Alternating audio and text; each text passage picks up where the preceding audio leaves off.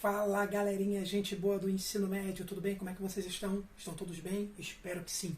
Tá bom? Um grande abraço para vocês. Na nossa aula de literatura de hoje nós vamos falar sobre o romantismo, com maior ênfase nas três gerações, nas três fases da poesia romântica aqui no Brasil.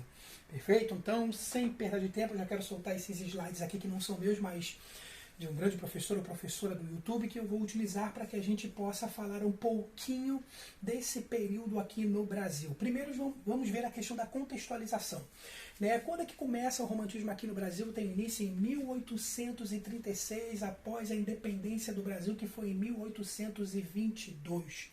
Tá bom? O ideal de liberdade, tanto na questão política quanto na questão literária, de se desgarrar dos moldes europeus e ter uma literatura mais próxima da essência dos brasileiros, do nosso povo, da nossa gente, com a nossa maneira de pensar, com a nossa maneira de ver e enxergar o mundo. Um sentimento nacionalista muito forte e presente, na poesia, nos poemas em geral, principalmente da primeira geração, conhecida como geração nacionalista ou indianista. Perfeito? A gente vai ver esse ufanismo, esse nacionalismo muito presente, muito forte na literatura brasileira durante o período romântico, E uma questão também, a questão da exaltação da pátria, cultura, natureza. Ora, se vamos falar bem do Brasil, da nossa pátria amada, da nossa terra querida, nós precisamos arrumar algum elemento que seja formidável, essencial, que tenha uma posição de destaque na nossa nação. Ora, a natureza. As florestas, as estrelas, o nosso céu, a nossa vegetação, a nossa fauna, a nossa flora. Então vamos utilizar esses elementos que vão caracterizar bem o Brasil, a nossa nação, para ser utilizado dentro da nossa literatura e vai fazer com que a nossa literatura realmente destaque pontos que são nossos e da nossa realidade nacional. Perfeito? Um novo público leitor, uma maior acessibilidade devido à questão da imprensa, do surgimento da imprensa, dos impressos, dos jornais. Temos a facilidade na disseminação de ideias, por meio da imprensa também. Temos a questão dos folhetins, as histórias que eram publicadas pouco a pouco nos jornais impressos. Então, durante aquele dia, ou durante aquela semana, ou durante aquele mês, você tinha ali parte da história, depois você queria comprar, outra parte do jornal, o próximo jornal, para saber como é que ficaria a outra parte da história, e assim vai. Trazendo para os dias de hoje, seria uma espécie, digamos assim, de novela, de série, só que naquela época escrita, parte a parte, trecho por trecho, e isso, logicamente, causava, uma agonia no leitor que queria saber como se dá, igual quando você vai assistir as séries da Netflix, que hoje você tem lá disponibilizada, à vontade, a primeira temporada toda, ou a segunda temporada toda, mas imagina sendo soltada, episódio por episódio a cada semana, e aquilo te angustiando por dentro, E então isso era uma realidade naquela época nos jornais impressos. E a questão da poesia e da prosa também trabalhada na questão do período romântico aqui no Brasil. Deixa eu passar aqui um pouquinho para que a gente possa seguir adiante, e para que vocês possam ver aqui algumas coisas a mais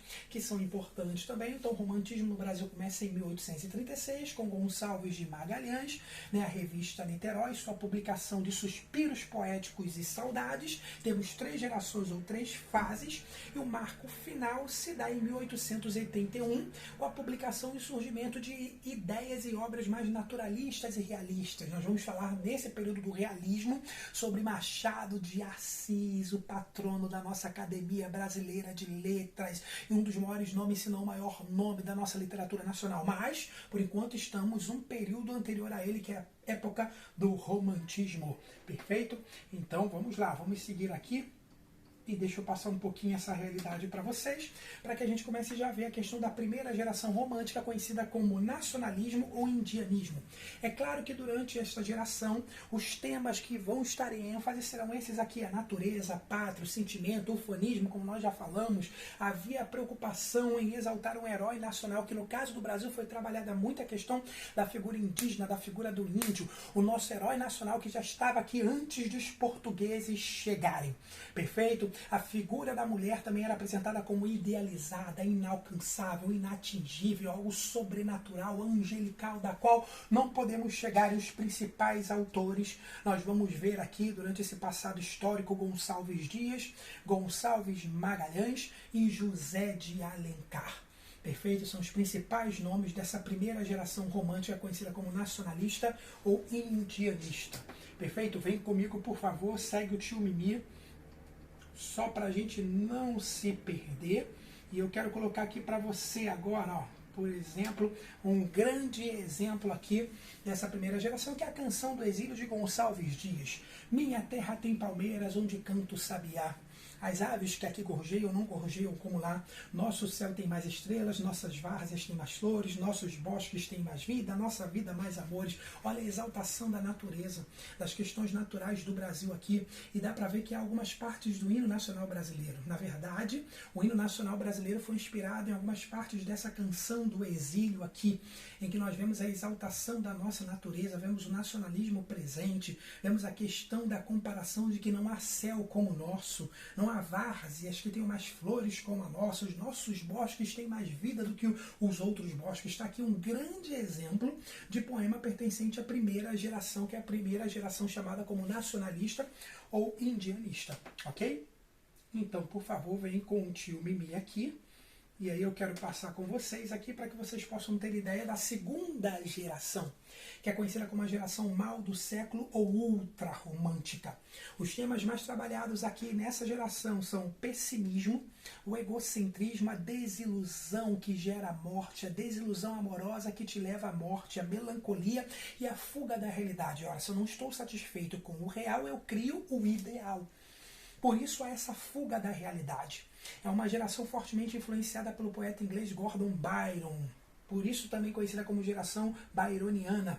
A figura da mulher era apresentada como idealizada, mas já alcançável. Os principais autores aqui, com maior destaque para esse primeiro, Álvares de Azevedo, Casimiro de Abreu, Junqueira Freire e Fagundes Varela.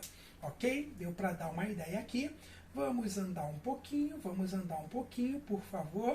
E quero mostrar a vocês um grande exemplo aqui dessa segunda geração com o último soneto de Álvares de Azevedo. Nós temos aqui um soneto. O que é um soneto? Um poema italiano criado na Itália, 2 quartetos, 2 tercetos. Segue basicamente as informações do soneto, são essas. Segue essa ordem, olha aqui, ó.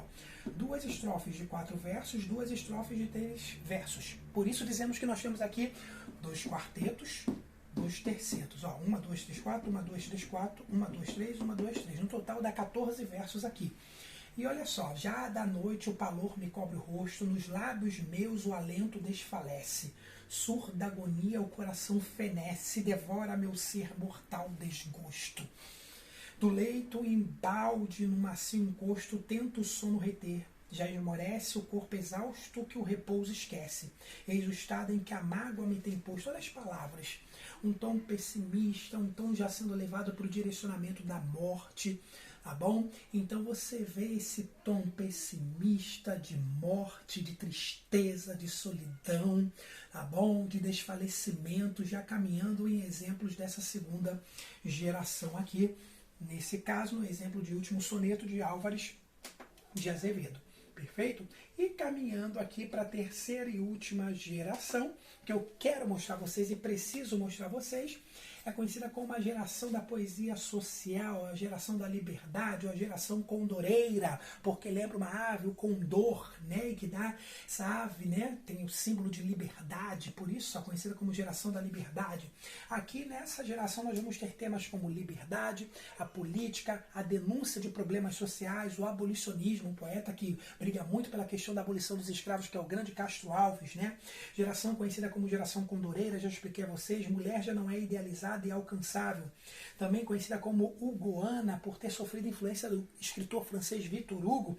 E os principais autores, o grande nome aqui, Castro Alves, Souzan, Drade e Tobias Barreto.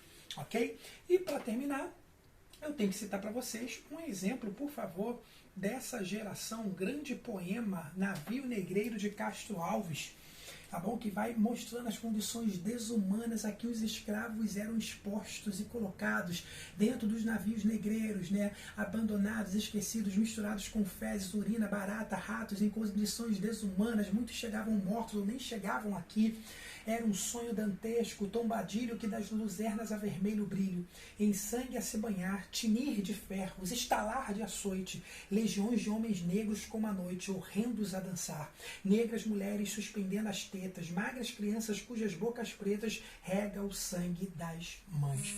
Então, lendo esse poema e essa obra de Castro Alves, você vai ter uma visão horrenda de como era o tratamento feito aos escravos naquela época. Por isso, uma geração que vai lutar mais pela questão social, pelos problemas sociais e principalmente para a abolição, a libertação dos escravos nessa época, com o seu principal representante, Castro Alves. Espero ter podido ajudar vocês, pessoal. Um grande abraço e depois continuamos com mais sobre o romantismo. Valeu!